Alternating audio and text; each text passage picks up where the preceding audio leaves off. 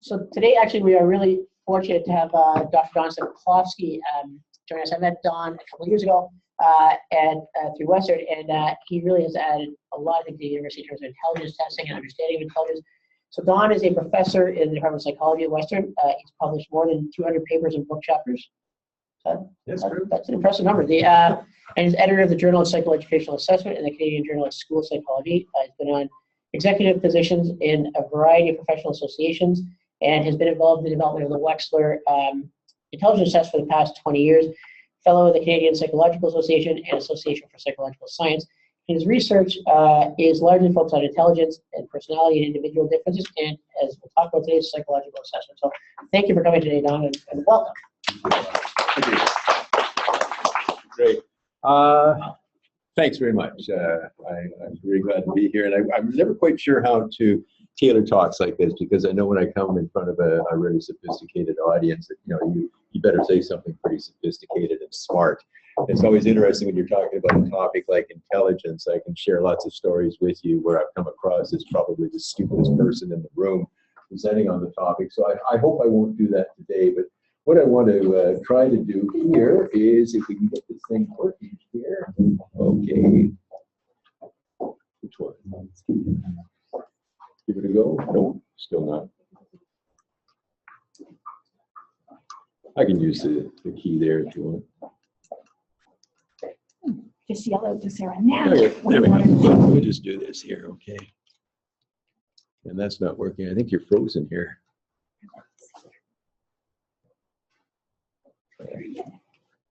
So what we want to do today is focus on probably a whole number of different facets and aspects of intelligence and lead that into some cognitive assessment stuff. And I want to get at the very end a little bit of a conversation in on this use of Canadian norms. I don't know how many of you do say Wechsler type scales or Woodcock-Johnson's or cognitive assessment systems or KABCs or whatever. There's always that question of, yeah, I can administer the test, I can score the test, but score it when I start to ask the question, so what does this tell me? What do I compare it with? What is my reference base? And we get into the question of norms. But let's kind of back up a little bit. The thing about intelligence, which is really fascinating, is it's probably one of the most studied, best studied factors that we have in psychology. We know more about intelligence than just about anything else, but many of you who maybe have a little bit of gray hair too will remember the Ulrich Neisser article a few years back in the mid-90s that talked about intelligence knowns and unknowns. And as much as we know, there's a great deal that we don't know. And there's still a great deal of understanding or misunderstanding about intelligence. But we kind of move along. We're getting a whole lot better at kind of defining it, understanding it, and certainly measuring it. So what we want to do is focus on some of these things and hope that as clinicians or as practitioners, that what we do is we take the best knowledge that we have, the best evidence-based kind of stuff that we have, and the best measures that we have, and we don't use it to make stupid decisions, okay? You can, you can have a great car and a stupid driver, and you've got a recipe for disaster. I have to say that I've spent a number of occasions in earlier years as an expert witness in court, and always looking at the reports of other psychologists or sitting on various kind of complaints boards and so forth with professional associations, and looking at some of the worst of malpractice and bad practices and so forth. And usually it comes around the use of psychological tests, unfortunately, and more often than not in the domain of intelligence. There's a lot of stuff out there. So here's a real good example of crass commercialism. These are some of the books that I've written and or edited, and there's a whole number that we've worked on the Wechsler. And the reason I mentioned the Wechsler, I don't, I don't get royalties. I haven't created the test, but I've had the very good fortune of sitting on the kind of advisory panels on these tests and working with, probably some of the very best people in the world, whether it's in the area of psychopathology or aging or kind of cognitive neuroscience and so forth. And I've had a chance to contribute to those and to be involved in the preparation of books. So it's not that there's a kind of a lack of information out there. There's a great deal of information. What's really interesting at times is that it's just not read or consulted. So as a case in point, working with the clinical students in our clinical program at Western, and kind of talking to them about various aspects of intelligence and so forth, because they're going to be the people that are doing those assessments, and trying to fill in the many blanks and dead spots that I find in a discussion with them. You can train them like any psychometrist to administer and score the test. It's the clinical interpretation and how that kind of translates into some kind of prescription that is really the key point of using these things, not just administering and scoring tests. Anybody can do that. So there's a number of kind of books and articles and so forth that are out there, and workshops all over the place. So some of the questions that I want to look at today is, what is intelligence? Are there different kinds? How do we measure it? Is it really that important? I mean, as we know, for example, down in the States, if you look at education, the response to intervention approach is we don't need to assess, we just go in and treat kids. That's got to be part of the expression. I mean, and let's not talk about the election last night, but more to the point, how the hell can you treat something without knowing what it is that you're treating? I mean, you can throw all sorts of antibiotics at a person, but if they don't even need an antibiotic, let alone they're allergic to one, let alone they've got a condition that the fever is simply due not to, kind of some bacterial infection, but due to some cancerous invasion, why are you giving antibiotics? And it's a very naive approach to doing things, especially to throw out something that we know so much about. And the concern, of course, is that once you start bringing in, instances of bad practices or worst possible professional practices, then we can always take that narrative and cite the case of the kid that was misdiagnosed or the adult that was misunderstood because of an intelligence test. First of all, let me remind you, I've never seen a Wexner or a Binet walk across the room and point to somebody and say, hey, kid, you're stupid. Psychologists do that. Tests don't. Tests are basically inanimate. So what we want to do is to take a look at some of those questions. I won't talk so much about things like culture and that's a sidebar thing. If we can, we'll try to get a little bit into the emotional intelligence thing, which is kind of another iteration of intelligence. I got lots of case studies. I know most of you are probably working with kids and adolescents. Is that right? So we can take an example like this. So of a 60, these are real cases that I've worked with, so I just toss them up. A 63-year-old woman. Earned a PhD at 28 years of age, lengthy history of publication. She's been a dean. She gets all sorts of grants and so forth. And recently, the concern of her spouse and others is being that she's becoming forgetful, missing classes, gets confused, counts on her students to ensure her research grants and articles are accurate. Still shows up to work more or less every day. Sometimes gets a bit disoriented in the hallway. Tends to fall asleep at meetings and or go to the wrong meeting on the wrong day at the wrong time, and so forth. And what we see is a WAIS 4 full-scale IQ of 105. The first question that you're going to ask is, well, that's really great data. We know that she's at least of average intelligence. The question rather becomes one of, how can a person with that history have an intelligence quotient that is only average? And the first thing that strikes you is, do we have a case of earlier or midlife onset of dementia, which happens to be the case. And in this case, this person actually probably passed away within about 24 months of seeing her because the dementia was actually very rapid in its onset. Or if we take a case like this, getting a little closer to maybe the clientele that you work with, an 18-year-old First Nations male was charged with more than 30 counts of robbery and break and entry, had a previous history of all sorts of delinquent behaviors, fighting, kind of breaking into cars, that kind of stuff. But 30 counts of robbery, breaking and entry. These are sometimes some pretty sophisticated intrusions into other people's space, like breaking into jewelry shops that were really very carefully wired and so forth for break and enters, or breaking into houses that had great security systems with knowing exactly when the people were away and so forth. What was really interesting is that in this particular case, what the judge was trying to determine is, what do we do with this kid? He's 18 years of age. He can fit the adult criminal system. So shall we put him in some prison system for a few years and throw the key away, or is there something else going on here? What's really interesting is that when you look at the history of this kid, if you're doing some kind of, kind of pre-morbid or, kind of a historical approach to this kid, you find that the kid was in a number of foster homes, never really got past about what would be equivalent of a grade 4 education. There was certainly a history of abuse and neglect.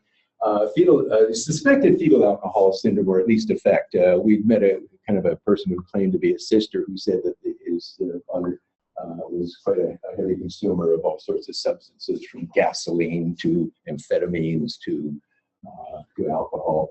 This kid, of course, there was current substance abuse. There was the odd time that he was found passed out on the street about this close to alcohol poisoning. His intelligence score, again, on a weight score, was IQ 72. It's the first thing that strikes you. Full scale IQ 72. So we know that he's not the brightest bulb out there on the street. What do you think? Any comments? Seems low if you can navigate all that security stuff. Yeah, how the hell can somebody with an IQ of 72 pull off that stunt? And then, of course, you discover that a little later on that he was just one of many, many pawns that a very smart group of people had picked up, and they send these people in. It's no different than the predators that are out on the street looking for the young runaway girls. And you come with me, I'll look after you. You bet she'll be looked after. And so a case here was that you've got a kid with this kind of history and so forth. If you did, even if we didn't have this, we could have done some pre-morbid estimations, because we have all sorts of algorithms to try to figure out whether or not this kid has lost some IQ points, or alternatively, what happens if this is really about where this kid has been functioning from the start.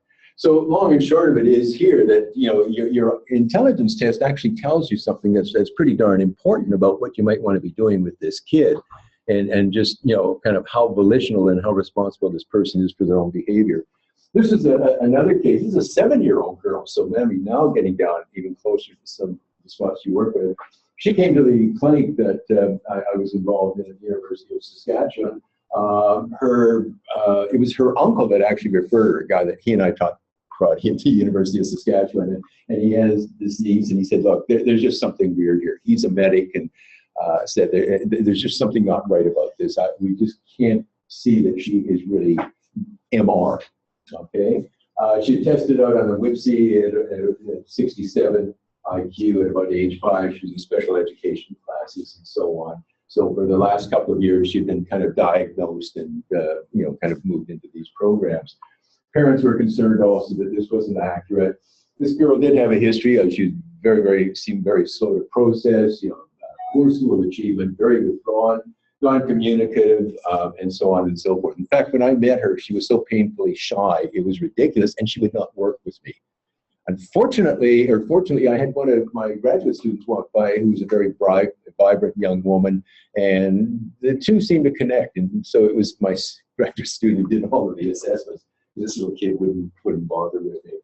She did have a number of medical issues. She was premature, low birth weight for gestational age, all those kinds of things. Missed a lot of school, extremely shy and anxious. It was kind of almost like when you met her, it was like whether you didn't know whether it was a lack of capacity for expressive language or whether it was more of an elective, selective kind of mutism. We did a whisk with her. My student did. I didn't. And she came out with IQ 74. Not much of a change. Well, maybe she really is, low cognitive ability. What was really interesting, though, is that through observations, we started to notice some things that, again, raised that question mark of, no, there's something's not right here. You're going to hold that litmus up in the air, and it changes a different color. So we moved from the whisk forward to saying, look, it's kind of like a kid who has trouble seeing. If you have trouble seeing, you can still learn to read. Just it's not on the printed page. It's Braille. If you have trouble hearing, okay, you can teach a person sign language. So there's all sorts of ways of working around it. So we use the WIS4 integrated. So on the, say, vocabulary test, as an example, her scale score was 5. Now, 10, standard deviation 3, so she's 2 2/3 standard deviations, or 1 2/3 standard deviations below the mean. This is not a good score. But the minute we took out the kind of the language and we did it more as where she didn't have to respond using expressive language, using a kind of more of a multiple choice format, her scale score was 8. Now, if you look at the Wexfors, they kind of say between 8 and 12 is average. Well, it's probably more like 9 and 11, but 8 and 12. the point is that it's up there, and it exceeds, kind of the confidence intervals of what you would consider to be the measurement error in a test like this. What was interesting is you're all familiar with the Peabody picture vocabulary and similar tests. When you take out that and simply use a picture vocabulary kind of thing to assess language, now we know it's more of a kind of a receptive language kind of thing, but her skill score goes up to 11. It's really, really hard to fake smart on an intelligence test. You can fake stupid, but it's hard to fake smart. So what we start to look at here is that by simply changing the modality of presentation, is that we're getting quite divergent scores from what would be suggested of a person that is, kind of classically mentally retarded. And again, this is where the intelligence test really came in and was helpful. So, what we need to look at when we're looking at intelligence is the factors on both sides of the coin. We have person factors. So, we have all of the psychological kinds of things that, kind of comprise intelligence and so forth, the biological, genetic, the personality, the cognitive domains, clinical conditions like learning disability, mental retardation that can get in the way of intelligence, and external factors. I was just mentioning to Rob a few minutes ago that one of the things about having some contacts down in the States and working on the Wechsler projects is that we have access to those data. And the United States, as you probably understand from last night again, is a natural laboratory for studying strange behaviors. And down in the States, they have 3 very large ethnic groups. Now, Asian groups are certainly coming in, and they've become a group that we've included in recent studies, but African American, Hispanic, and Caucasian. Looking at the huge demographic differences that can occur, for example, the incidence of particular kinds of medical conditions, single versus 2-parent families, parent education or education level, all these other kinds of factors, is that those huge differences that we often see, the black-white differences, can be actually accounted for in the majority of cases and in the majority of variants through external factors. So it really doesn't have much to do with race or anything else in a genetic sense of the word. So when we take a look at intelligence, we have to consider these kinds of things when we're not only describing it, but when we're assessing it and interpreting it. At the same time, too, I think we need to start to look very carefully at what we do with our ideas of intelligence. And there's, again, a big difference between simply testing a person, then getting the measurement, and then using that measurement in clinical decision making. And you'll notice that in those 3 case studies, that what we did in many cases was, there's no journal articles that guided us. There's no, kind of empirically based research, but is putting together, a series of kind of clinical algorithms and coming up with the idea, I wonder if. So if your intelligence test, for example, can't help you answer a question, it may give you a better question to ask.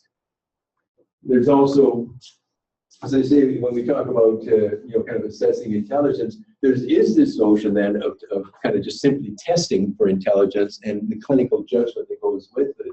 And for those of you who are familiar with Carol Dweck's work as a case in point, and she talks about those who kind of see intelligence as being fixed, and those who see it as kind of being a mindset where growth is possible.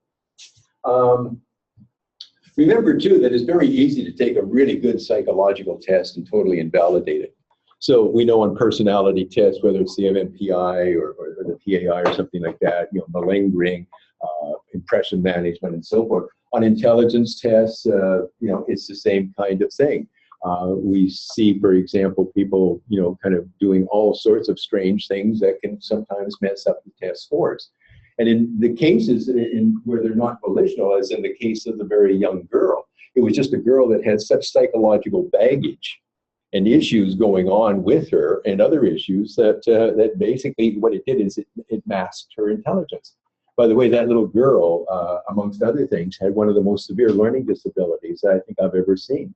I don't think I've ever seen anybody with such a severe learning disability. I'll just share with you the end note on that one. I should do this. About 4 years later, I actually had a chance to see her again.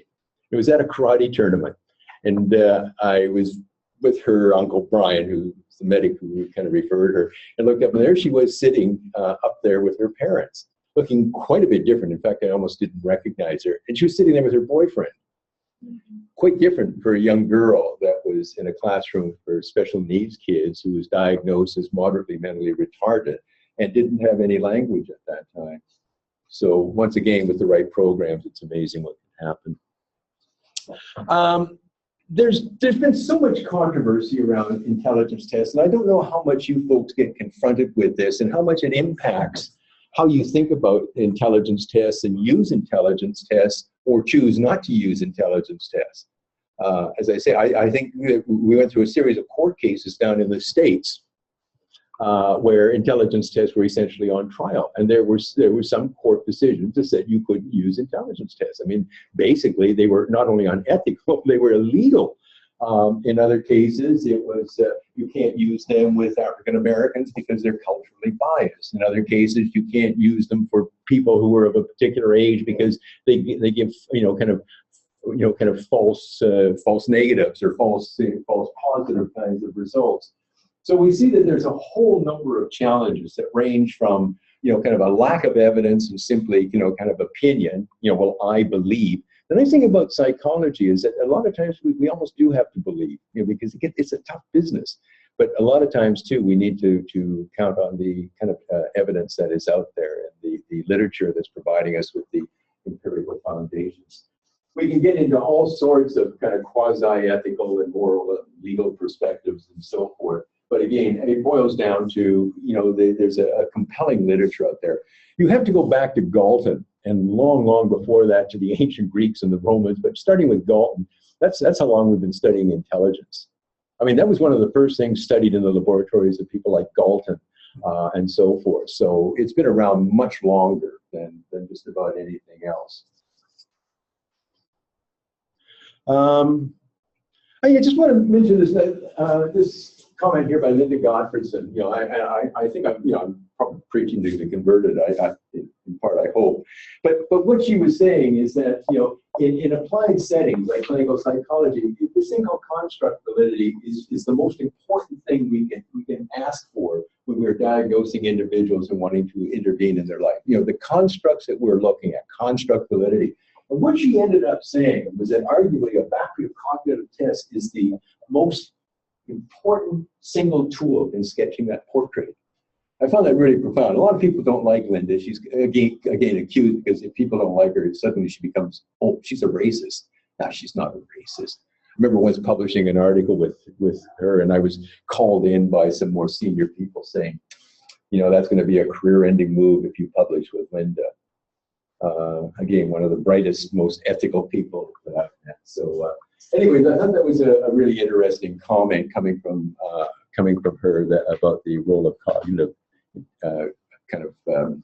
factors in a description of individual differences. Let's just kind of skip ahead here. The question, I think, and I'm going to hit a few practical points that I hope will be relevant to you, but there's nothing more frustrating than just having bought your latest intelligence test kit, only to hear that, oops, there's a new one coming out, or it's moved from the old stuff that you carry around in the great big suitcases to a digital format like Q Interactive and so forth, which I think when the Waste 5 comes out in a couple of years, you're going to be hard-pressed to buy it in a kit. It's just going to be two little iPads. But there's been a huge number of advances in the field, and that's one of the reasons why these tests become very, very dynamic things. And I think now that they've gone digital, you will actually see these tests being modified over time rather than waiting for every 5 to 6 years for another one to come out and having to throw out the old ones, never put them on eBay, by the way. There's people watching for that. And having to spend a lot of money to buy new ones. So the advances right now are coming from all areas of psychology and outside, but particularly from cognitive psychology, cognitive neuroscience, neuropsych, and developmental psychology. The advances in intelligence and cognition are massive. We've also gotten very good at constructing tests. I mean, if you look at the old Galton test, strength of grip, pitch discrimination, at what point does this feel like 1 versus 2 and so forth, and yes, things like vocabulary. These were kind of quite random collections of things that seemed to work in a lab. The problem with most of those tests is they didn't correlate with anything in the real world, and that's why Binet was so successful, is he just made a very, very practical kind of test. But now we're making these tests to the point where the kind of statistical and research that we do on these tests is really quite profound.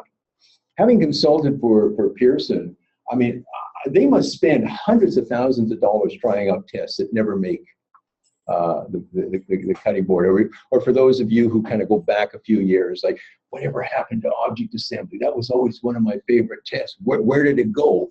Well, it got bumped. And it got bumped for another a number of reasons. One is that we can make better measures of whatever it is that we're trying to measure with object assembly. And secondly, over time, it started to falter for a number of other reasons. One, kids just became more sophisticated with playing with Legos and that, so puzzles weren't such a big thing.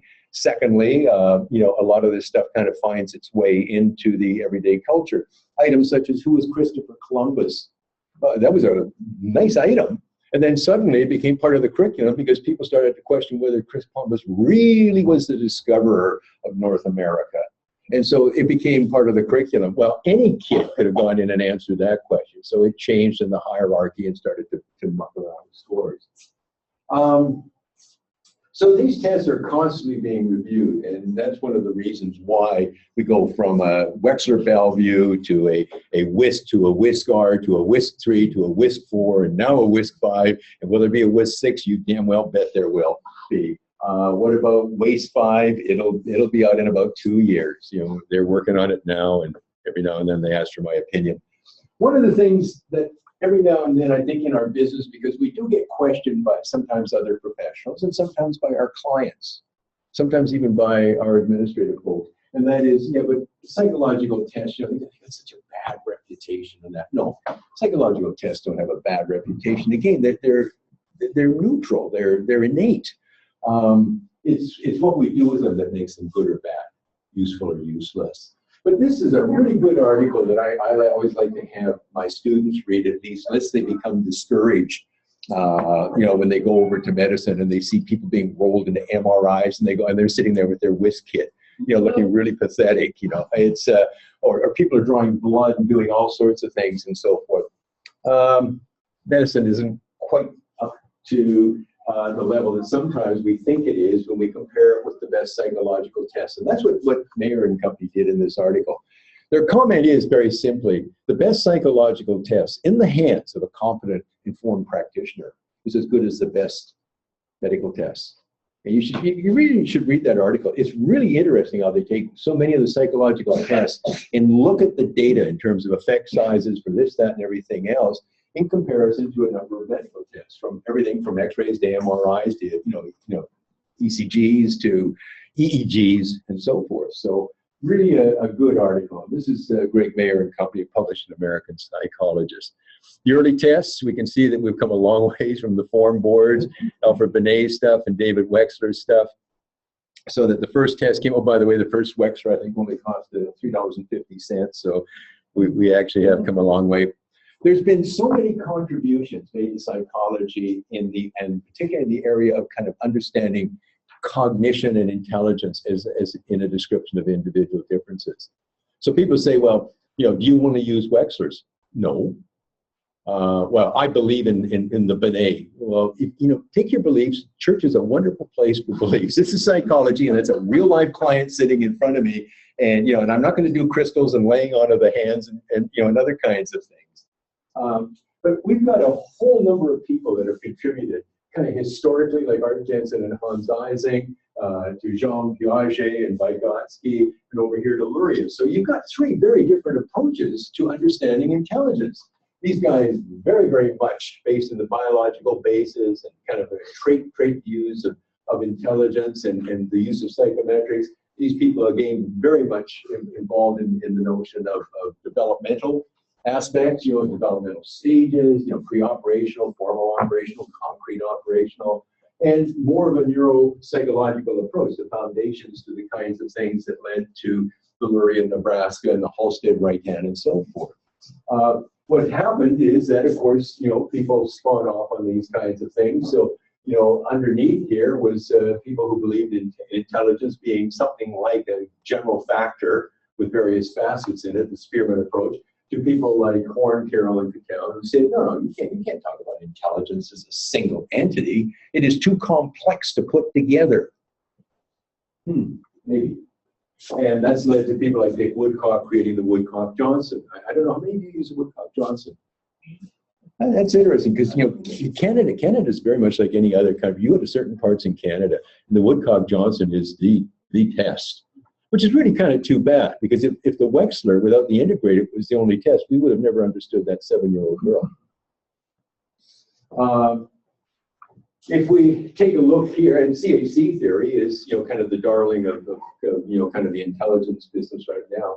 If we take the work of people like Piaget, then we have, you know, the people like David Serial and Feuerstein, who use a dynamic assessment approach. And if we take the Luria kind of thing, as Jack McNary and J.P. Doss from the University of Alberta, who developed what is essentially called the Luria, it wasn't the Luria, Nebraska so much, but developed a cognitive assessment system, which is based on a model of planning, attention, simultaneous, sequential. So it's a different way of framing it. Alan Kaufman and some of these people have gotten really smart. They're saying, you know, I really like what these guys are doing, and I really like what these guys are doing. So I'm going to create a test, and I'm going to tell you what. It's kind of like driving your car and being able to go from miles per hour to kilometers per hour. You can just switch back and forth. So you're saying, I will create the new Kaufman assessment battery so you can interpret it using a Murrayan kind of approach, which is very much neuropsych-based, to something that is CHC-based, which is the thing that Horn, Carroll, and Cattell came up with, and Dick Woodcock. So these tests now allow you to kind of flip back and forth. And that is so neat to be able to do that because it is empirically driven, it's evidence-based, it is factorially sound. So instead of being kind of stuck in one rut, you can go from this side or that side. And it's really quite a clever thing. I just put down at the bottom here, this is the group that's been very much responsible for the development of this thing called emotional intelligence. I'm not so sure we'll get to it, but we'll see. Anyways, Mayor Salovey, Caruso, Baron, that crowd. We should never forget Canadians. Again, I was mentioning to Rob before the presentation that, you know, we were kind of playing around with some of our graduate students, asking if they knew some of the big names in Canadian psychology. Robbie Case, of course, Doreen Kimura, and so forth, Donald Hebb. These people have all contributed so much to a description of intelligence.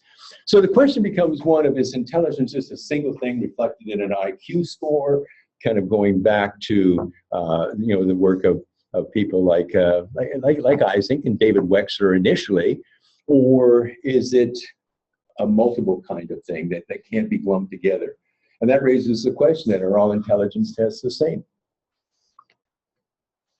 So if we take a look at the theories and models that I've already alluded to, I mean, this is what you have to choose from. This is your shopping list when you're looking to assess intelligence. So it's not which one is the best, it's which one will do the job. You know, what is the question that I'm confronted with? Or what is the enigma presented by this kid? That sometimes using an remember, an intelligence test is a structured interview. That's all it really is, and an opportunity to observe. So I always say to my graduate students, if I ever catch you texting while the kid is doing block design, you're out of the program right now. You should be watching that kid to see if that kid is efficient, if this kid is almost a level of automaticity, and to see how that kid is playing around with those blocks. You know, when you do a Bender Gestalt, you know, you got the circle and you got the diamond.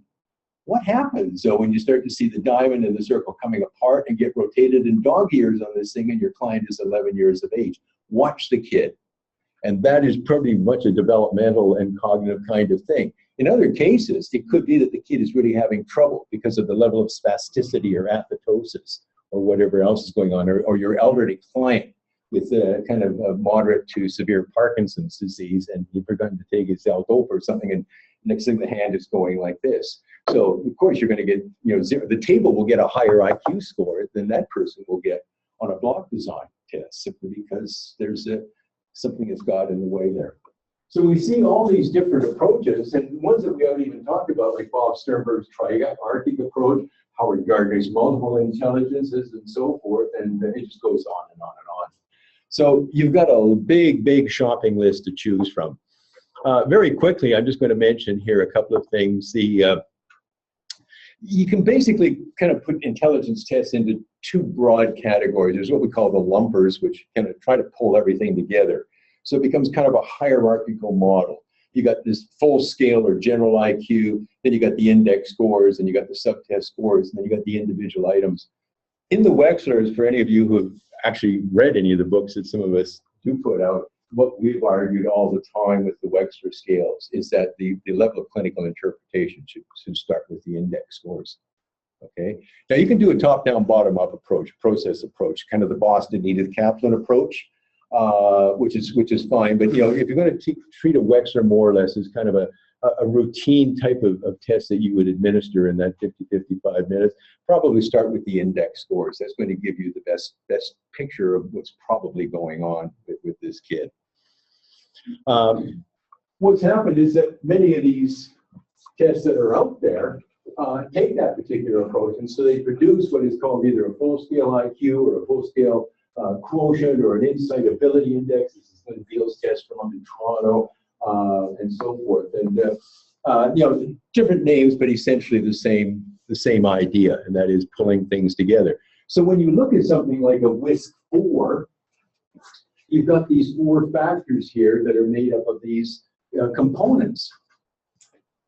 And when you look at the WISC-5, it's, interestingly enough, it's got 5 factors, not because it's named WISC-5, but because the work that we were doing suggested that when we created the WISC-4, and we had a factor called perceptual organization, is that it was a bit too glumpy, and that we should probably be separating that into more of the perceptual organization versus the more fluid kind of intelligence, with a more spatial kind of analytic reasoning ability.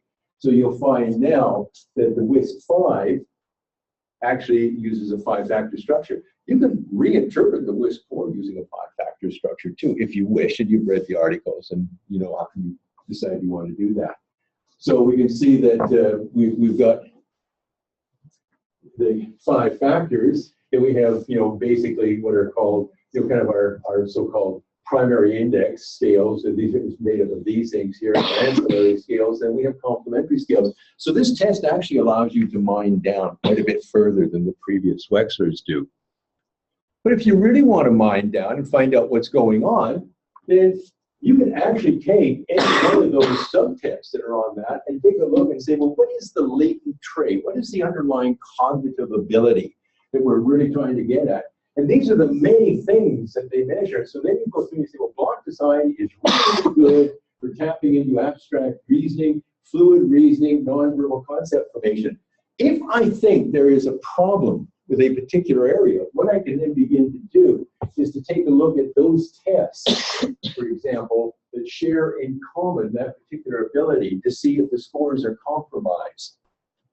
So that if I see, for example, that a kid has a low score on arithmetic, but a much higher score on digit spans forward, backward, and sequential, then I can say, I don't think it's working memory.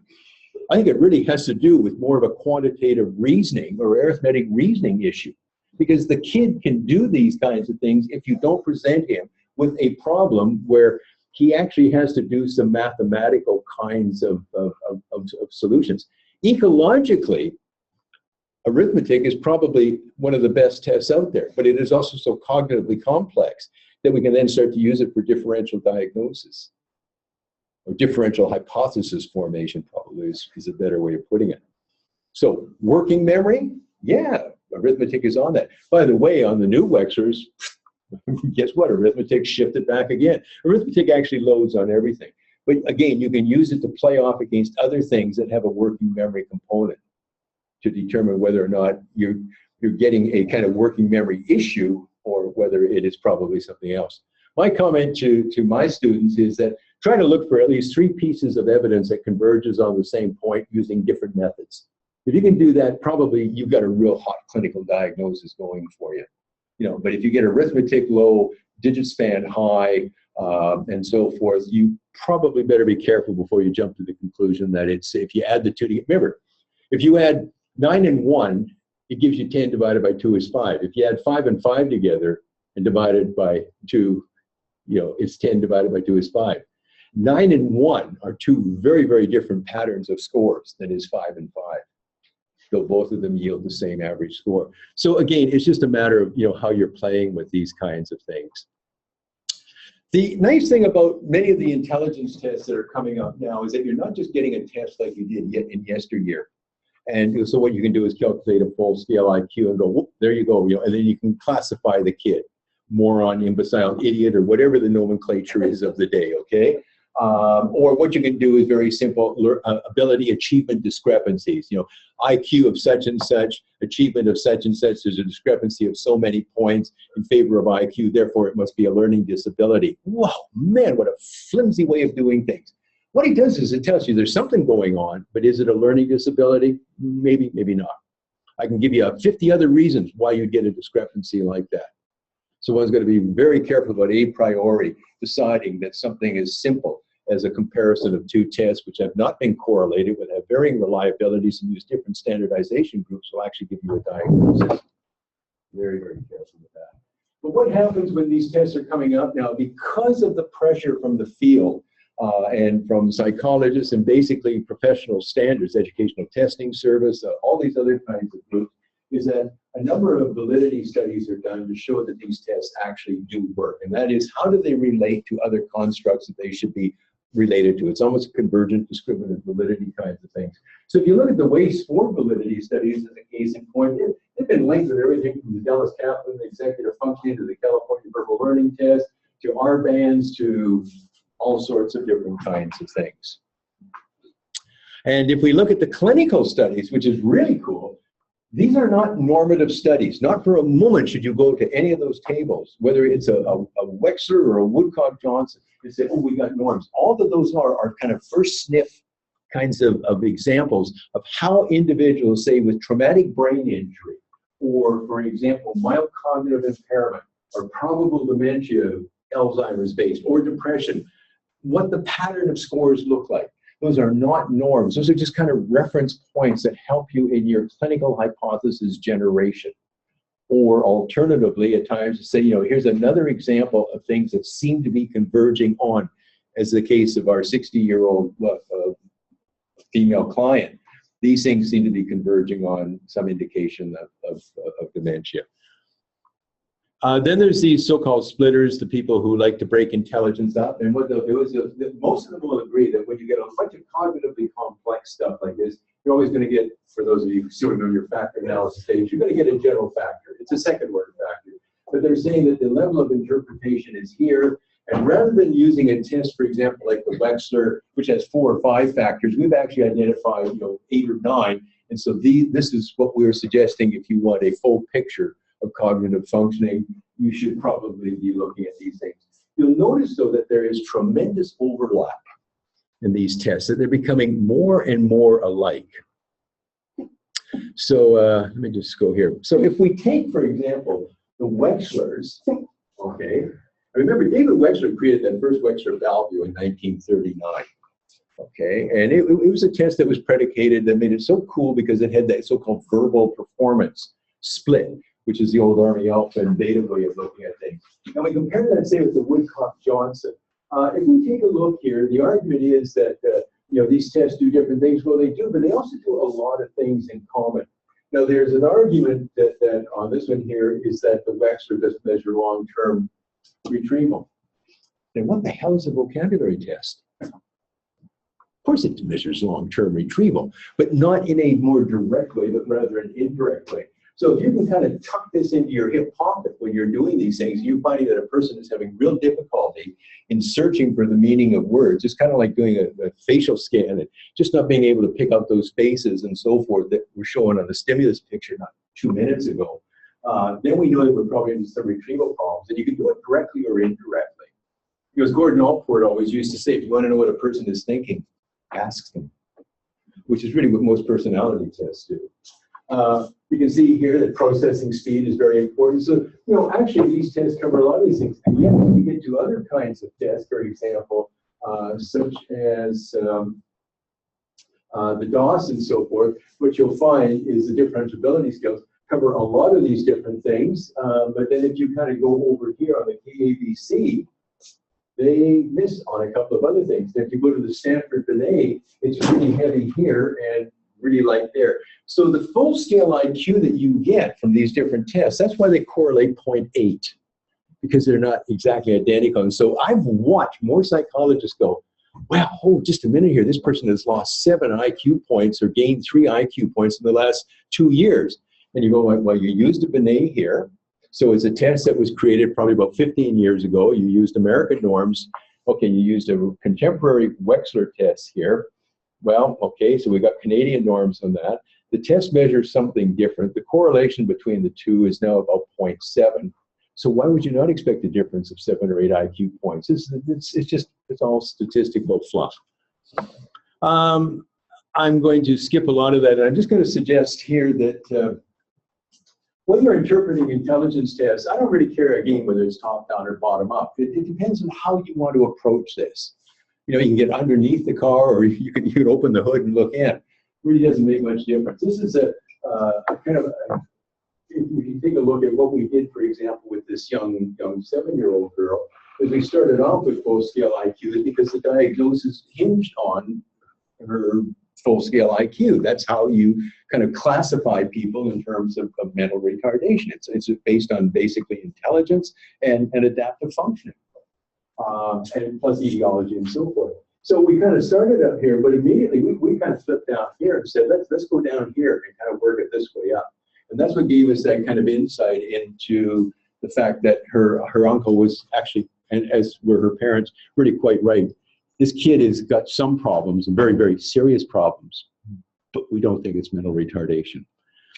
And again, as I mentioned before, when you're watching people, start to put a different lens on your opportunity to observe a kid. This is one of the richest opportunities to observe a person. Watching them do a Beck depression inventory will put you to sleep, because there's just no fun in doing it. And good God, if you're still doing MMPIs and things like that, you'll probably both go to sleep. But more to the point, though, for things like this, you can actually observe a person doing things. How do you think Piaget came up with his developmental stages? By simply watching. A couple of things here. I'm just going to talk very, very briefly, and I'll be real quick on this one here, on the norming stuff. When intelligence tests were first mainly developed, like Wechsler's and Binet's, and they were developed in the States, they were brought up to Canada. And it was always really cute, because I remember as a graduate student, kind of opening up these intelligence tests as I was exposed to them. I was so excited. You know, I actually got to look at the anatomy of an intelligence test, and better still, I got the answer book, so I didn't actually have to, you know, kind of be as smart as they thought I really was. I could learn the answers. And I started to notice in many of the books that I looked at, the test manuals, is that there was items that were scratched out and new items were written. So there'd be a typical item in a Wechsler. How far is it from New York to Paris? And so I'd be living in a place like maybe Saskatchewan at that time, and I'd say, no, how far is it from Moosomin to Moose Jaw? And then somebody would have written in 46 kilometers. I thought, I bet they got in their car and drove the damn thing, just to figure out how far it was. And so they changed these items to make it culturally fair, to make it culturally relevant, to make it so it works for Saskatchewan kids. And they would administer those items, and then they go and they'd use American norms to actually standard. You know, I mean, I sat there, and even then as a grad student, I wasn't the best one. I had more interest in what we were doing at the fraternity house on Friday nights, but more to the point, though, even then that struck me as being really, really goofy. It was about when the WIS-3 came out that they had looked at this and they said, you know, there's something different between Canadian and Americans. It's not so much the items, because these items were becoming less like achievement tests and more like crystallized intelligence, kind of curriculum free, and moving into the fluid thing, but there were still differences. What was really interesting is, well, but are these differences robust? Are these reliable score differences? And more to the point, if they are, then we better be careful how we're taking our raw scores and which tables we are using to convert them, because remember, these are standardized tests. Standard set of items administered in a standard way, scored in a standard way, and using particular norms that have come from a standardization sample, which is representative of a population. So what we pointed out was that, boy, Canadians and Americans are different. And last night proved it again. More to the point, what we started to notice on, for example, tests, and I'll jump right up to contemporary times because you're not so much interested in the historical footnotes, but on the WAIS 4, if we take a look, for example, at the mean scores that Canadians would get using American norms based on the raw scores that they get on that test, and remember, these tests have become really pretty neutral now. Even though there's items on there like, who is Sacagawea? Interesting, Canadians still get it right.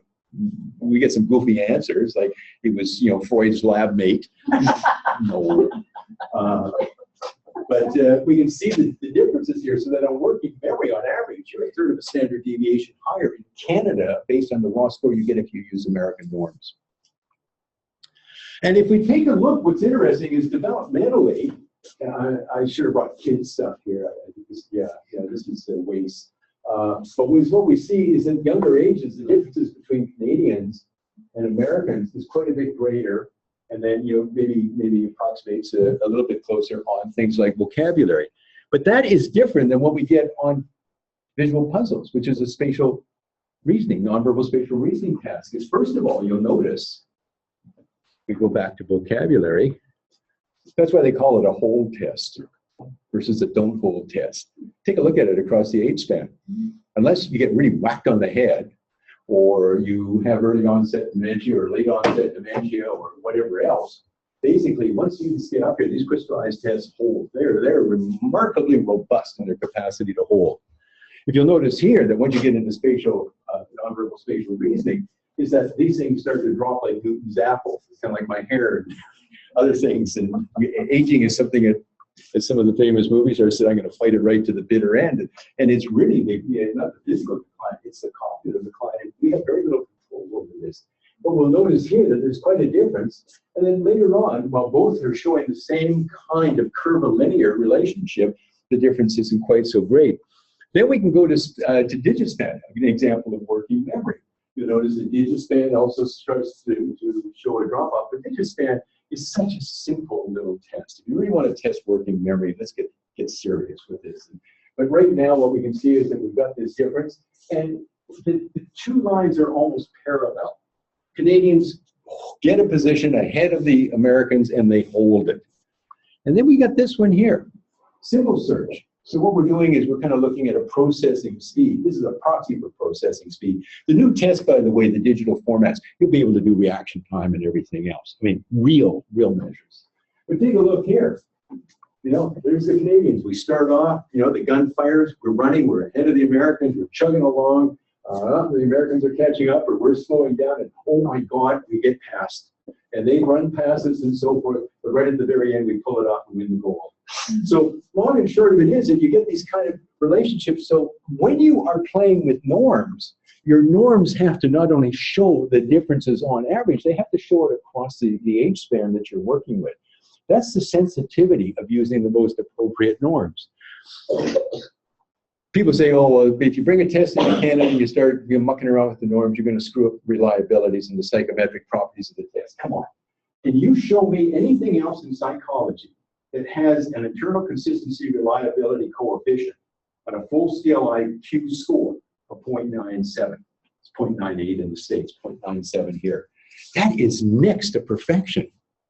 There is nothing else in psychology that comes that close psychometrically to being on target. So again, when I hear people saying, oh, well, I don't believe in intelligence tests, they give, erroneous scores and so on and so forth. Look at the data. So then we get into this norms debate. I'm just going to leave this one kind of with you because I want to end off on a quick note here before Rob actually gets out that long stick and pulls me off. Alison Harrison, who's she's a great psychologist, works at Queen's University, love her dearly and so forth, but she wrote an article a couple of years ago that actually challenged the use of Canadian norms with university students who present at clinics on university, kids who come in who require some special accommodation. Because as you know, university is very much different than for those of us in my age range. When you went there, you got in because you had the grades to get in some cases. A few of us found backdoor ways. But for the real students, they had the right grades and so forth. And that's how you got in. And if you didn't maintain a grade point average, you got a letter from the president saying, thank you very much for paying your tuition, but you're no longer welcome here. Go away.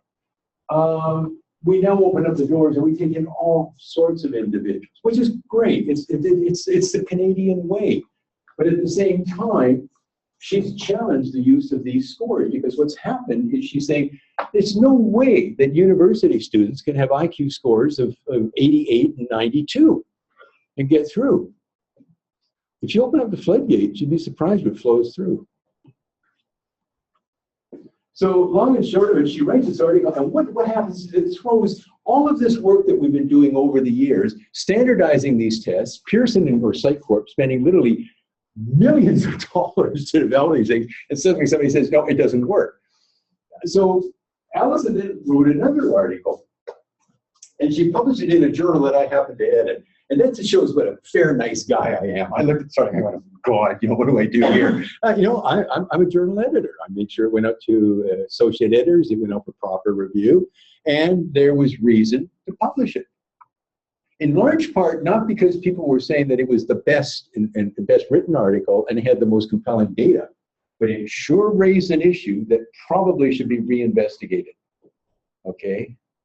So, what we did is we pulled together our team. There's Lynn Beal from Toronto, Larry Weiss from San Antonio, who's the chief person down there for test development, Jesse Miller up in Canada, who heads up that thing, JJ Zhu. This guy is so bright, it's scary. He's the smartest psychometrician I've ever met.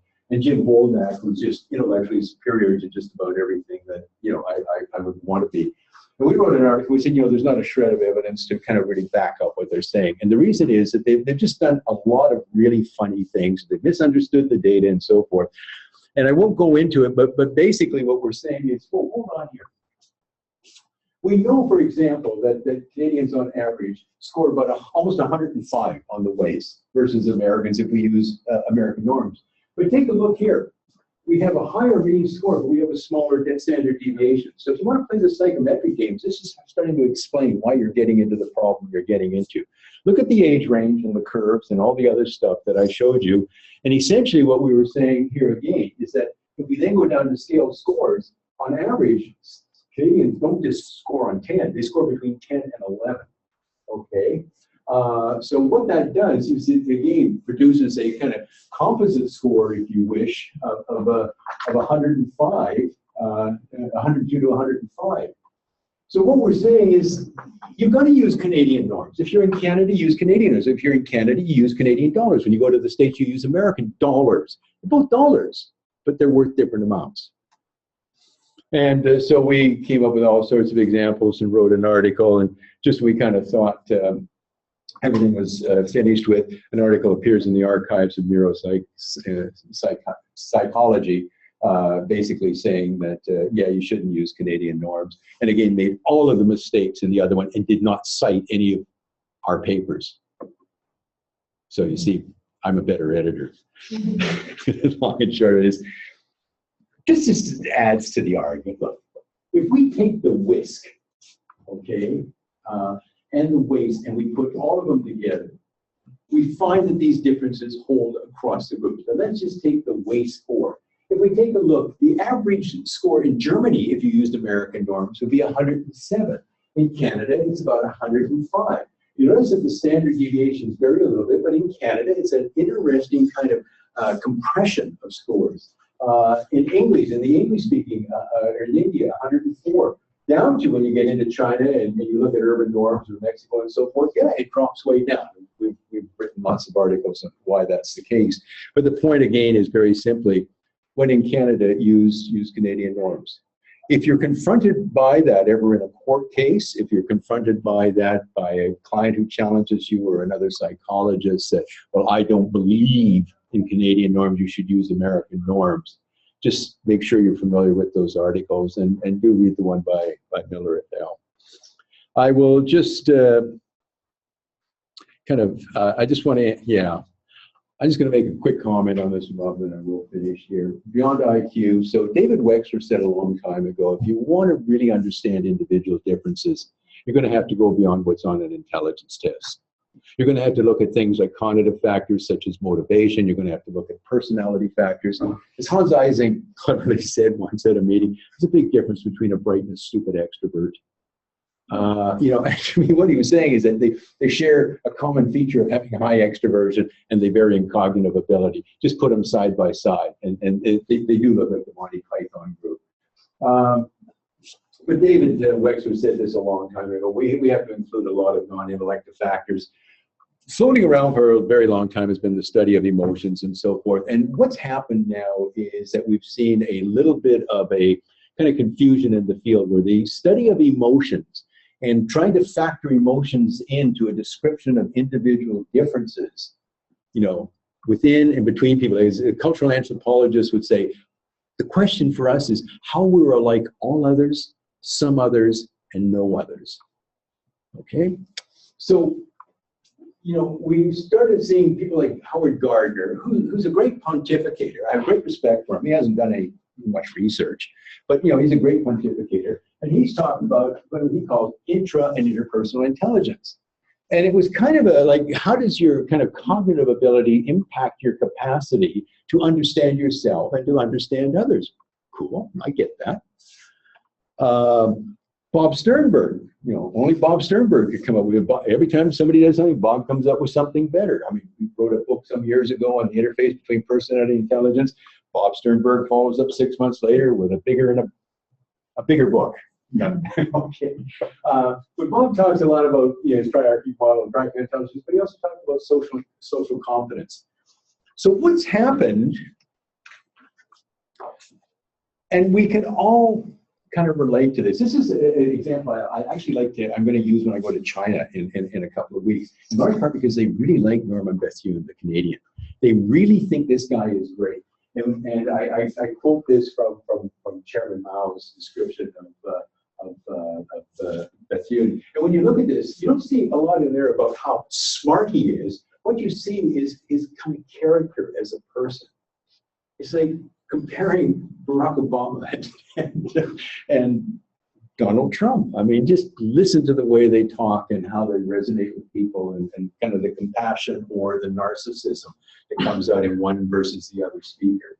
By the way, we had one of our papers on narcissistic perfectionism just cited today in Psychology Today, and the hint seemed to be that it's a really good description of our next leader.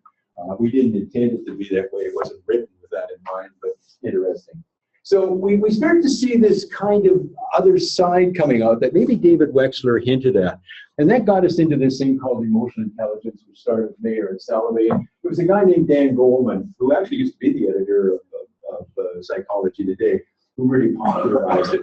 And it resonated so quickly. Finding intelligence seemed to have some status because it was linked with the study of emotions. And there was a reason for that. I went to one of Goleman's first talks. I had no use for the construct, wouldn't even touch it in my research lab. And I listened to Goleman speak to about 3,500 psychologists.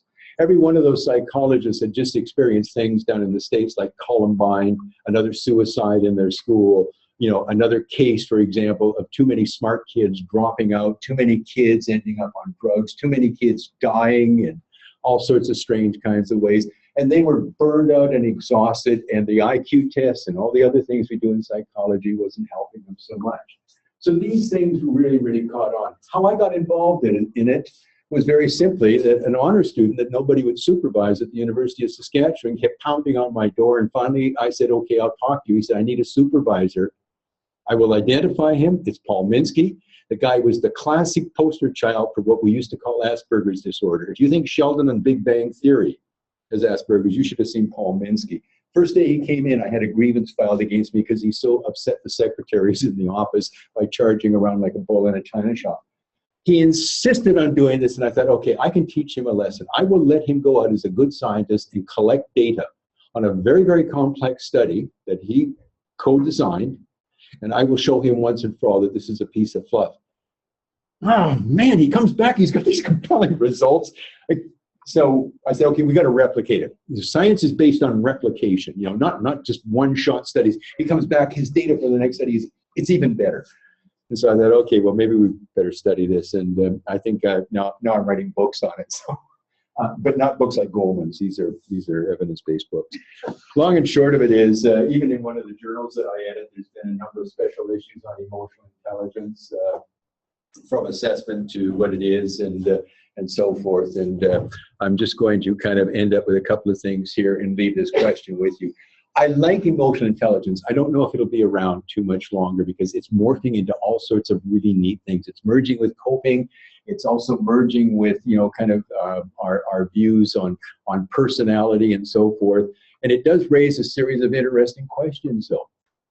Many of these people were not lacking in IQ points, but almost every one of them, if you were to bring in the dark triad into today's description, narcissism, Machiavellianism, psychopathy, and let's add the tetrad, the newest one that we put in there, sadism. And every one of these people are poster childs for that. From Idi Amin to our Willie Picton, or our dream couple here, Carla Malka and her husband Bernardo. You know, we started to look at it, none of these people were particularly lacking in IQ points. So when you start to look at emotional intelligence, it becomes interesting when you start to merge the two and you take a look at emotional intelligence as either a kind of personality disposition that will merge with intelligence, or alternatively as an intelligence which is either part of intelligence or another component, much in like in the Gardner work. And again, I won't go through that, but this is a typical model now. Remember the Wechsler model? It had 4 or 5 factors to begin with. Well, here's the Veron model. Intrapersonal, interpersonal, very much based on Gardner's work. Adaptability, David Wechsler defined intelligence as basically adaptability. And stress management. Do you know, there's not a whole lot new there. I think it's really the typical Hegelian dialectic of analysis and synthesis. Because the stress management stuff, for those of you who remember Don Meichenbaum, famous Canadian psychology, who did stress inoculation work, he talked about that a long time ago. Or Hans Selye, the endocrinologist, who talked about stress and eustress and distress and so forth. All that we've done with emotional intelligence is I think we've started to synthesize things that for the longest while have been kind of kept separate. So we now have evidence that this actually works. And that's what's really cool. Because if we want to take a look at EI, is it intelligence that predicts success in university or things like emotional intelligence? Well, all things being equal, you're already screened for intelligence, so it doesn't account for any more of the variance. It does in elementary school. It's the single best predictor, IQ scores, full-scale IQ, of a kid's achievement and probability of doing well in elementary school. By the time you get to university, that's already been accounted for. So supposedly only bright kids get in. And yet here's a quick study. These are people who were deemed to be not at risk. They had really good IQ scores, really good grade point averages. They came in being quite sane, stable students and so forth. They weren't drinking as much beer as the guy in that picture. And the dropout rate and so forth for these students was probably about 10 to 12%, which is relatively good when you think that the average dropout rate is probably more like 18%. And in some American colleges, I can't keep making those jokes. They're upwards of 40%. Or in the case of Donald Trump's university is being sued for failing to educate students because they couldn't get jobs. And then there's a group of people who are really quite okay on intelligence, came in with good grade point averages, you know, and so on and so forth. You know, we're kind of a balanced group, and they had really lousy EI scores on at least 2 of those dimensions: intrapersonal, stress management, or adaptability, some combination. But they received some supportive work. You know, the University of Western Ontario is famous for its kind of what they call kind of student-centered approach. I mean, it really is. It's absolutely amazing what we do. And the dropout rate there was just slightly over 15%. But for the students who came in at risk, and this was based only on EI scores, who didn't receive any support, the dropout rate was over 30%. It's telling you something is in the drinking water. Okay? We've now taken this and we've morphed it into a series of programs that we've implemented, much like Don Meichenbaum would do stress inoculation. What we do are EI training programs. And I'm going to just end up, we know that teachers burn out very quickly. It's a stressful occupation, blah, blah, blah. Here's the data that we got. Following an intervention, 30 days later, 6 months later, and basically a year later. And as you can see on things such as measures of emotional intelligence, subjective well-being, okay, various measures again of emotion coping and so forth, and significantly higher in all, and they retained it. So the point here is that if we stop at this point, we can say that we've seen increases in IQ. It's called the Flynn effect. Okay, we've all seen that on average in developed countries, on average, the average IQ points increase by about 3 every decade. So we've seen an increase in IQ scores. But the point is, again, and this comes from Bob Sternberg and Jim Kaufman, Alan Kaufman's son, who does a lot of work in giftedness. There's not a whole lot of evidence that increases in IQ are reflected in more intelligent everyday behavior. That's the strange thing, is that if we're getting smarter, why are we getting, in many cases, behaving or behaving less intelligently? And here's why I kind of resonate a little bit with the work on emotional intelligence and positive psychology. This came from Stephen Hawking. He put this up in 2006 on a website, and I've been watching for the answer. And to this day, the answer has not come. His question was, in a world that is in chaos politically, socially, and environmentally, how can the human race, in spite of its increasing intelligence, sustain another 100 years? And with that, I'm sorry I went way over time, but thank you. Thank you, Don. That was a wonderful sort of overview and summary of that. Of course, we have time for people who can stay for questions. You didn't order any pizza? No, that was okay. Sarah's. Of course. Sorry. Of course it was.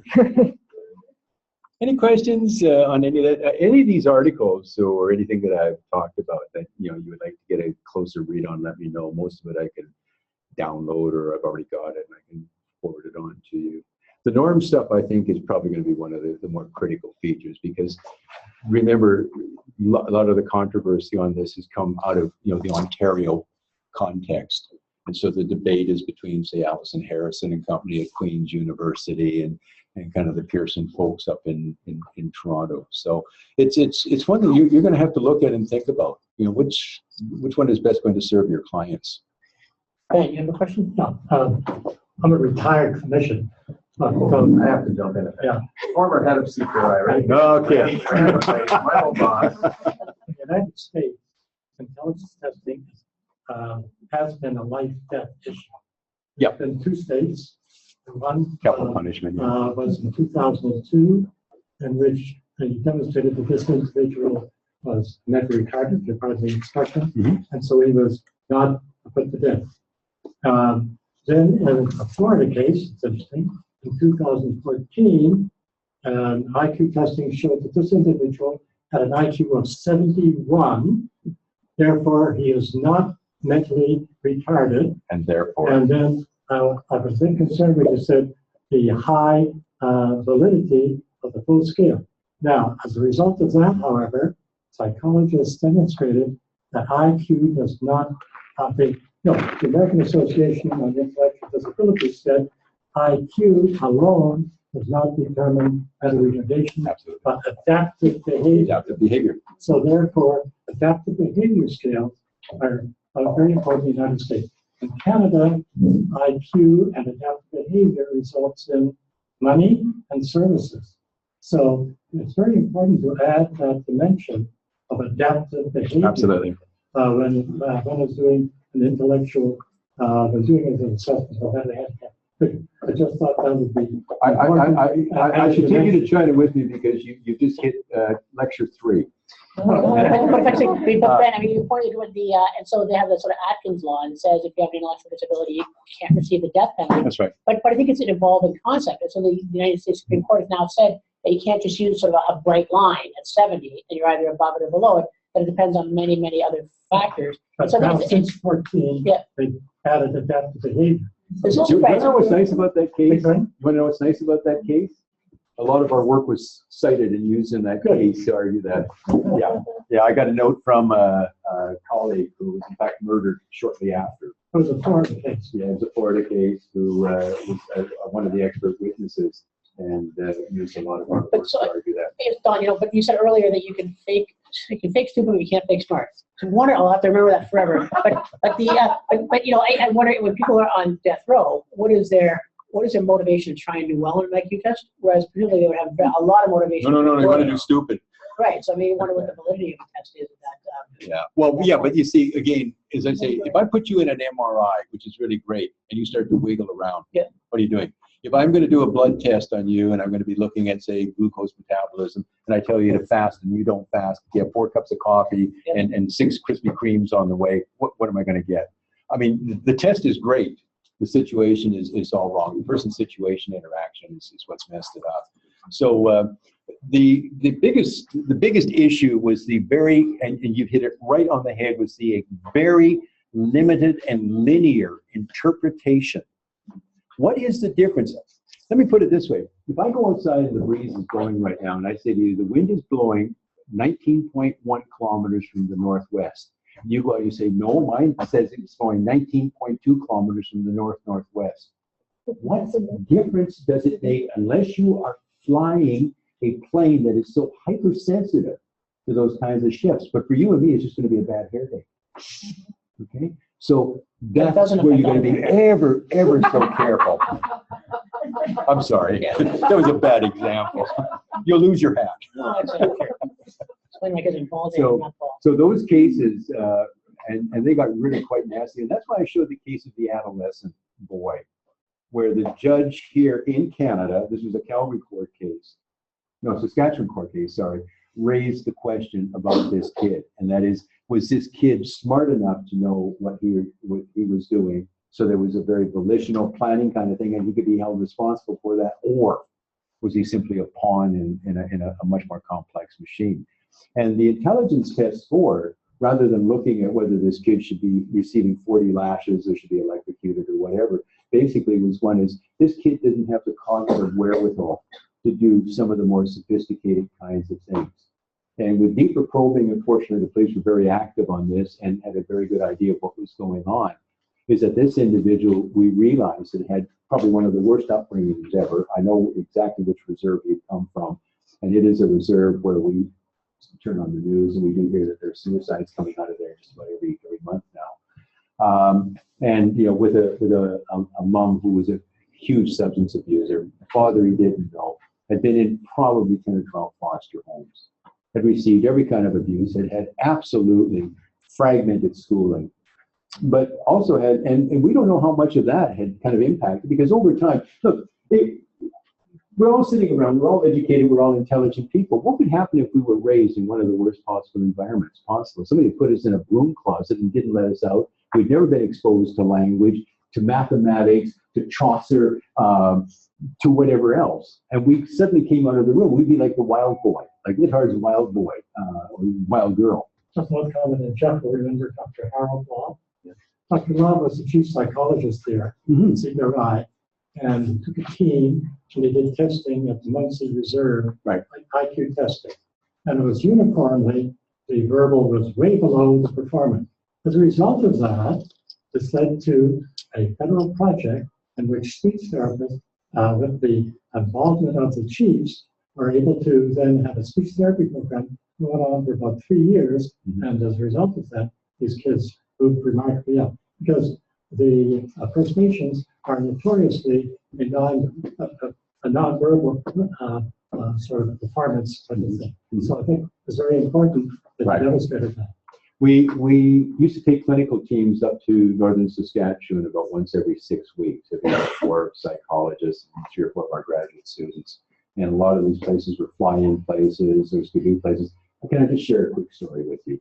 I was assessing a kid once who had been referred because they really suspected that this kid had really low cognitive function, and they didn't know if he would be able to benefit from the school, which was a 2-room school. The principal was a 23-year-old recent graduate, non-Aboriginal, didn't speak a word of Dene or anything else. And the other person was a very elderly woman from the reserve, who basically every time I came into a school would be sleeping in the corner. And there were a number of kids in this 2-room school. Anyways, I was assessing the kid, and I asked him such clever questions on the Webster, because we're all clever, we know how to design intelligence tests. In what direction does the sun set? He couldn't answer the question. I did ask him questions like, from what animal do we get milk? And finally, after about the 3rd time that a cow question came up, his comment was, is that all you know are cows? But he couldn't answer the question, where does the sun set? There's a knock on the door. Now, this is a fly-in on a frozen lake. It's about -20 when we get in there. And the principal comes to the door and she says, you better get out to the lake. Your pilot is going to leave in 5 minutes. There's a storm coming in. And if you don't get out of here, you're here. We don't know for how long. I said to the kid, go home, get home. I'm packing up my stuff. I get to the door, I open the door, and there's this kind of, you almost can't see. It's that cold frost that you would only see in northern Saskatchewan, northern Manitoba. And I looked and I thought, where the hell is the lake? Now, the trees were all cut down in the village because they don't want the spirits. They want to be able to see the spirits sneaking in to get them. So they cut down all the trees, and then suddenly there's this forest. And I walk out the door, and honest to God, I did not know where to go. And I can feel the air. It is just like the temperature is just dropping. And all of a sudden, I kind of feel this thing, this touch on my side. It's the kid. I'm going, what are you doing here? You're going to die. And he looks at me, and he just smiles. And I said, look, you go home. And then I said, just a minute, kid. You know where the lake is? And he said, yeah. And he takes my hand, and we ran about 20 meters, and he takes me to a small clearing. And he just says, go. And I said, you go. And he runs that way, and I run that way, just as the airplane is starting to make its turn, and my young pilot is ready to take off, and he sees me running across the frozen lake like a lunatic. The kid couldn't answer, in what direction does the sun set? Who was the guy that was going to die? Yeah. So long and short of it is, you always have to put things a little bit in context, and that's why the adaptability scales go into so much of the assessment now of retardation as well, or whatever we want to call it, current methodologies aside. So, Don, so that's one of the questions we have from somebody offsite. They asked, how do behavioral observations fit into an intellectual assessment, that they're part of an IQ test, but not really scored. So how are they used? No, they're not scored, but the clinician makes the decision. The clinician always makes the decision. The young girl that we assessed, who had the low intelligence test score, it was us who decided to use the integrator. It was us who decided on the basis of observations, thanks a lot, to try something a little bit different. And it was us that came up with the hypothesis that this is not mental retardation, this is something else. And as I say, it turned out to be a severe learning disability. But so you would have made that decision based upon your behavioral observations? Again, at least 3 pieces of converging evidence from different perspectives, kind of multi-method, multimodal approach.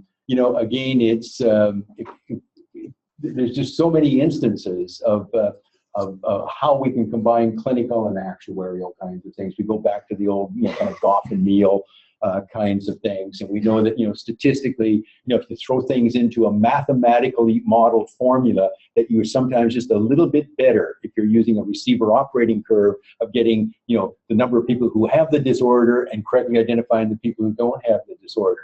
What the hell happened to the pollsters last night in the United States? That was all done on mathematical modeling, and there were literally hundreds of polls, and they missed it by a country mile, just as they did with Brexit.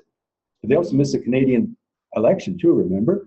So, again, as good as we are with our kind of mathematical modeling and our tests and so forth, a psychologist who's an experienced individual who understands development, who understands psychopathology, who understands culture and so forth. I mean, how many times, and I think that question that was raised, or the point that was raised with people who were going into the criminal system and the possibility of a death penalty down in the States, or the Aboriginal kids in particular.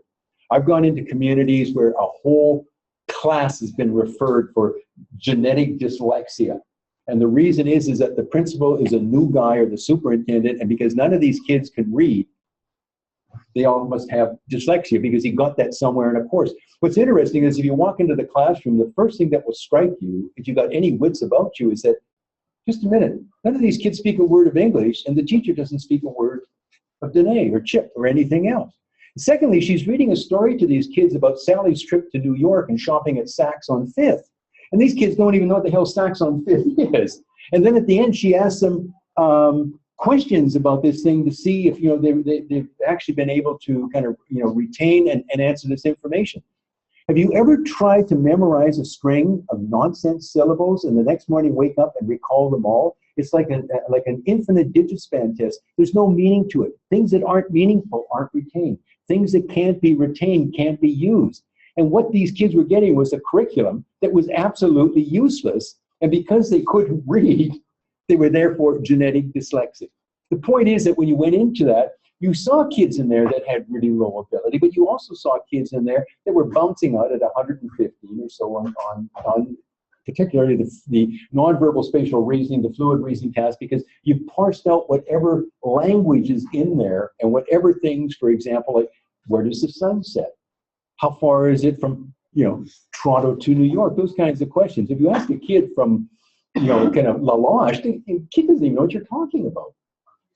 Jeff, you had a question, and then we'll wrap it up after that. So I'm thrilled to have you here. But I'm going to push you. Push it. I'll just keep my bias. I'm a G guy. I'm always subjecting my work staff here in psychology to me going on and on about the importance of G. Absolutely. Having said that,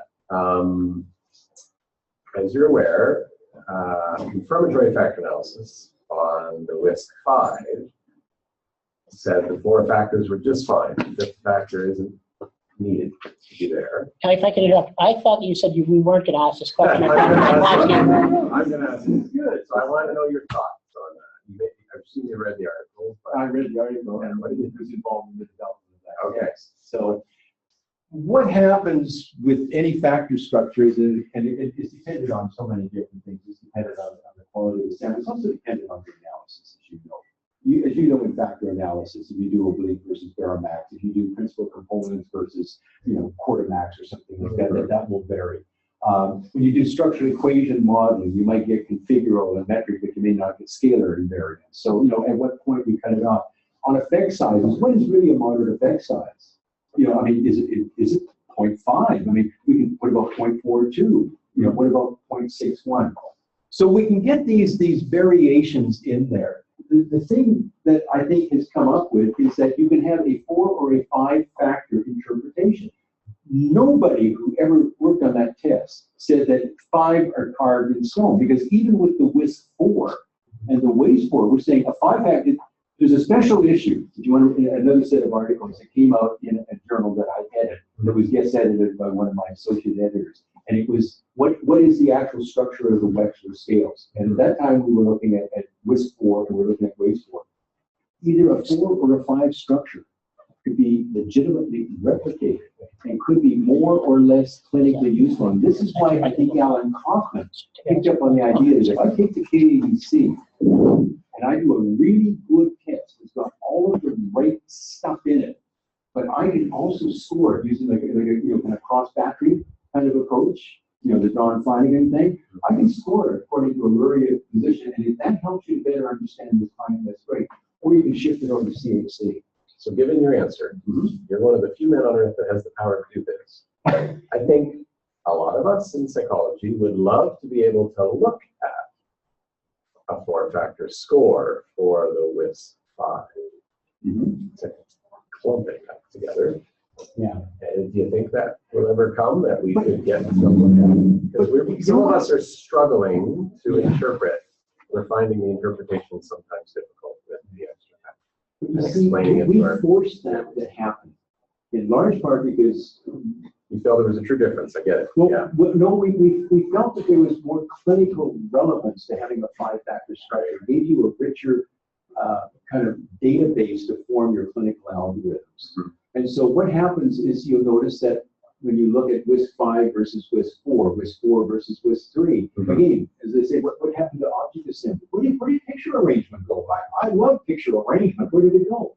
It went because what we were trying to do was to sometimes create a test that had more of this in it to produce what we thought was an important 5th factor. If you go back to the early Wechslers, remember, what did you have? You had a 3-factor solution: verbal performance and freedom from distractibility. Freedom from distractibility. Yeah. Is it for ADHD kids or what? And over time, what's happened is the so-called smaller cognitive factors like working memory and processing speed, came to the fore. If you process slowly, you're going to tax working memory. If you're taxing working memory, trust me, you're going to sit in a classroom and just watch further time. So what's happened with a lot of these tests is that the reason that you're more likely to get that 5th factor is that it was designed that way. People often say the Wechslers, it was derived from factor analysis. Well, those are very carefully planned factor analysis. You know the structure that you're trying. And if it didn't work, you see, when we went to perceptual organization, it was a grumpy factor, and we found that it didn't have that discrimination capacity, particularly when we were dealing with particular cases of, kind of dementia or TBI and things like that. That we really needed to parse that perceptual organization factor into really something that was really more kind of perceptual organizational and something that was getting closer to fluid intelligence, that underlying substrate. So Don, maybe model. those of us in psychology need to chat with you. I think we're struggling with some of the kids we see. We're struggling to interpret the fifth factor and how the converging evidence. We're looking for performance in the classroom. We're looking for ways in which we find we understand the results and the predictability of the results. So we'll give you another chat. I would love to have that discussion with you, and even more. We have your vote, by the way. If you're interested, what we can do is to maybe bring in one or two of the folks from the Canadian side who also worked on that scale and are expert clinicians. I think of people like Lynn Bill, and certainly Pearson, and people like Jessie Miller, and she's a clinician by training and a psychologist by trade, and I mean, could really have, I think, a brilliant conversation, because your problem or issue is a very practical one, and that is, we want to use this for the benefit of our client, and we're not quite sure. Good question. And I know that can be something that's done in conjunction with the school board. Oh, the we're trying to, yeah. So, like, for me, when I think about interpretation and pulling apart the food reasoning and the BSI, I want to tell the teachers and the parents that this is what it looks like in the classroom. If you have a kid who has how does it manifest itself up there? And then this is what you can do, or this is how you can support the impairment piece, right? Boy, I tell you, no kidding. We should have had you as an author. We wrote a paper. I didn't publish it. It's called A Clear Approach to Writing. And if you look at the last chapter in the WIS-5 book, it's a kind of personalized assessment kind of thing. We're supposed to take the question is, what can the kid do? What can the kid not do? What are the strengths and weaknesses? What can the teacher do for the kid? What can the parent do for the kid? What can the kid do for himself? And you're approaching things that way. So your questions are very clinically driven and very practical. And again, if we look as a case in point at the Thames Valley School Board, I mean, that's going to be a collection of very elite psychologists. I mean, most of them are trained clinically. You've got high levels of training, but at the same time, these questions come up, and sometimes we just simply need to sit back and have the conversation. I'd be more than willing to facilitate and work with you or engage with you. Yeah, I think one thing we're struggling with is the interpretation of the post IQ. Is it unitary or isn't it? Because you see so much variability in your life. Do you want to know something? It can fracture for this kid and be absolutely the best G-based measure for this kid here.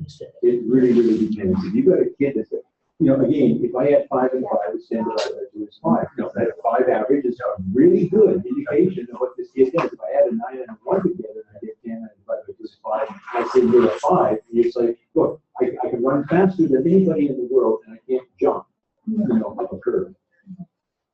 So, and then look at the decisions that I'm going to make by looking at those numbers and driven by those things. But you're quite right.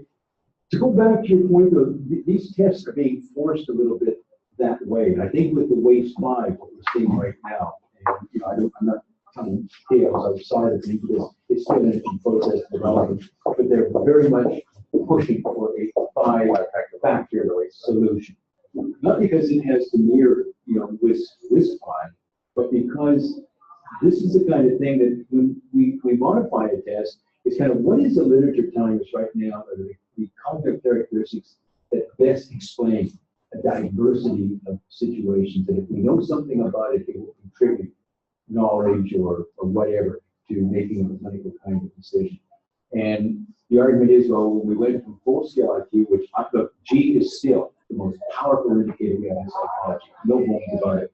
It's when it doesn't work. And as clinicians, the question I think that was asked up there was, well, what about observation and non-clinical things? The psychologists could turn around and say, that's where we came up with this thing called General Ability Index, GAI. And then we came up with, kind of cognitive proficiency. was Larry Weiss and myself coming up with it, because at times you almost got that verbal performance discrepancy. Okay, you can have the case of Frank. Frank was a guy I went to school with.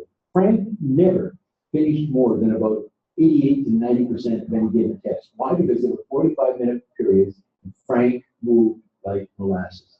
He danced slow, he drove slow, he processed slow. And I would sit there and get these exams, and I'd be done in 10 minutes, and I'd change all my answers, and I'd scribble on the side, and I'd plan my weekend, and I'd go back again, and I'd turn it in, and the marks would come back at the end of the week. And I'd get 90. It was 90 out of 100. Frank got 90. He only answered 90 questions. Frank got a perfect score. Another 15 minutes, and Frank would have got 100. Frank was much smarter than me, but we always both got 90s. Well, I may get back to my session before. More to the point, though, you can kind of see how, just looking at some of these different. So that's what we're doing on the lecture. Saying, if you take a look at CHC theory, which, people like Warren Carroll moving from just crystallizing fluid into this much broader spectrum, and those are factors that have come. Those are research-driven factors. They weren't made up on over a few years or kind of like, well, I believe kind of thing. This, if you really, really start to call that literature and put a strainer on it with, kind of a capacity for this amount to get through, essentially, those are key factors. The Webster was saying some of them we think are less important, but that's why you have these ancillary tests, these secondary things that you can kind of deal with. And then if you're going like, yeah, but look at this. I wonder if, and that's where the rich clinical kind of questioning comes in, then you can maybe go find, then use the California verbal learning text, or use some children's memory scale if you want to mine down what the question is. So they're saying right now that G is great, but it's not infallible, even with its high reliability. Because reliability is necessarily implies validity. The validity can't exceed, kind of basically the square of the reliability in classical test theory, at least. More to the point, though, is that it can, in individual cases, break down. So that's why we've always suggested the in-text score should be the basis of interpretation. Your point is, that's really great, but you got this one damn factor that you fragmented into two, and we're kind of struggling with it. So can you help us a little bit around? I don't think we're using it very well. My answer with that. Teachers. Yeah. So I have to do that. Yeah. And that's the nature of the business that we're in. It's always going to be better than you. I don't know what level of support Pearson would want to give. If we're a big enough group, do you think they would want to interpret? Yeah.